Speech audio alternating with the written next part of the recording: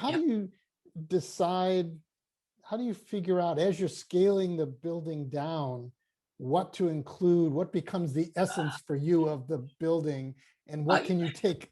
Because you can't include everything, right? you can't. No, you can't. So I guess visually, you'd look at something and you distill what are the key factors of that building. Is it the horizontal plane? Is it the window details? Is like if you took like the Unity Temple, for example, it's the vertical mullions that kind of Hmm. that's what there's very little detail apart from that on the building. So if you can't actually achieve those little details, it's sort of, and it's not pointless, but that was the kind of the starting point. So I Hmm. would start by knowing whether the machine and the technology is capable of producing that detail at that kind of scale.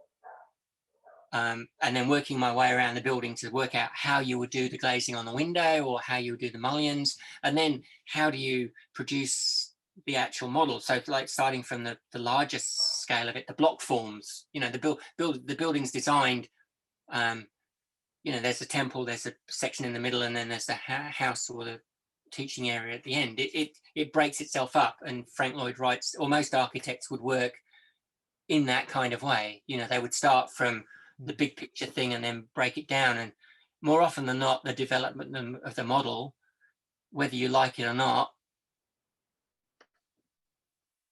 ends up the way that the architects designed the building. It's the same with the Sydney Opera House. It looks like a really complicated building, but really it isn't. Once you've designed and worked out one shell, it's just duplicated and mirrored, and the scale's changed. Hmm. But working out what people can handle, and so they don't break things and snap things and get frustrated and go, this, my time's better off spent doing something else.